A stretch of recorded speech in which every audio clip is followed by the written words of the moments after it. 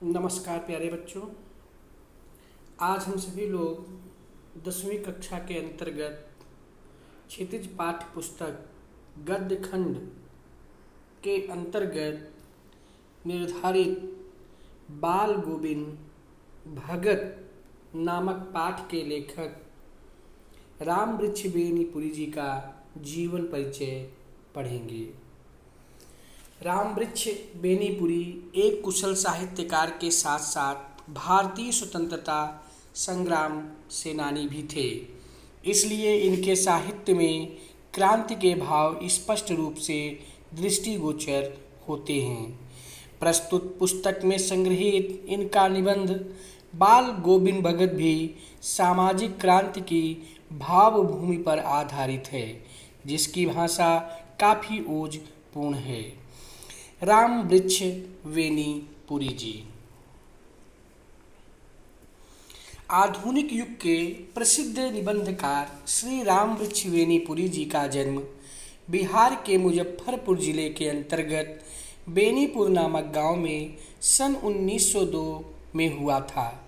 बचपन में माता पिता का देहांत हो जाने के कारण इनकी मौसी ने इनका पालन पोषण किया। इनकी प्रारंभिक शिक्षा गांव में हुई। अनेक अभावों और कठिनाइयों को सहकर इन्होंने 10वीं तक की शिक्षा प्राप्त की। 1920 में महात्मा गांधी जी के असहयोग आंदोलन के दौरान इन्हें कई बार जेल जाना पड़ा। छोटी आयु में ही इन्होंने लेखन कार्य आरंभ कर दिया था। 15 वर्ष की आयु में ही इनकी रचनाएं पत्र पत्रिकाओं में छपने लगी थी।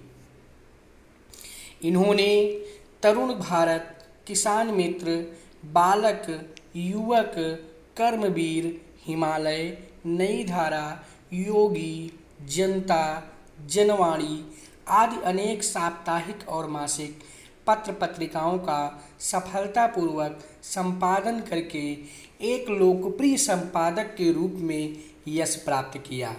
सन 1968 में इनका स्वर्गवास हो गया। श्री राम वृक्ष बेनीपुरी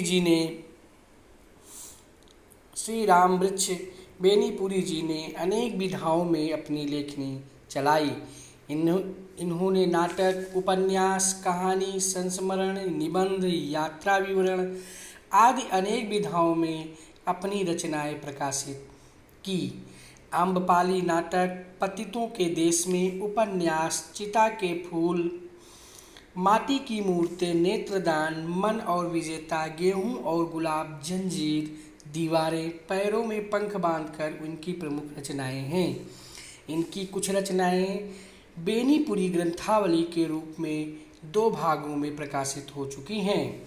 बेनीपुरी जी के जीवन में राजनीति, साहित्य और संस्कृत की तीनों धाराएं प्रवाहित होती हैं।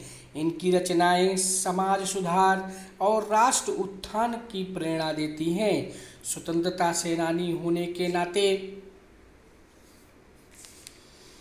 इन्होंने जो कुछ भी सीखा उसे साहित्य में व्यक्त कर दिया। इनकी रचनाओं में बाल सुलभ जिज्ञासा के दर्शन होते हैं। बेनीपुरी जी ने अपनी रचनाओं में भावों के अनुरूप भाषा का प्रयोग किया है। इनकी भाषा सरल, स्वाभाविक, खड़ी बोली है। इन्होंने तत्सम, तद्भव व उर्दू के सामान्य बोलचाल के आंचलिक शब्दों का भी प्रयोग किया है। इनकी अधिकतर रचनाओं में विचारात्मक, चित्रात्मक और व्याख्यात्मक शैली देखने को मिलती है। इन्होंने एक एक वाक्य को सूक्ति के समान प्रभावशाली बनाकर प्रयुक्त किया है। प्रतीकों के प्रयोग भी इनकी भाषा शैली की एक अन्य विशेषता है। कहावतों और मुहावरों के समुचित प्रयोग से इनकी भाषा सप्राण हो उठी है। प्रतीकात्मक, व्यंग्यात्मक, लाक्षणिकता, ध्वन्यात्मकता, सौष्ठव और अलंकारिकता के कारण इनकी भाषा में अद्भुत प्रभाव उत्पन्न हुआ है।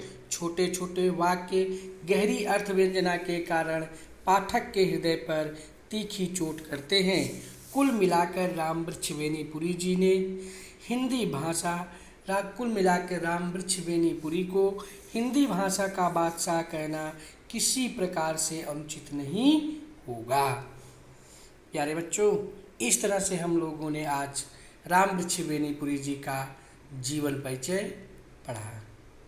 आज के लिए बस इतना ही। धन्यवाद।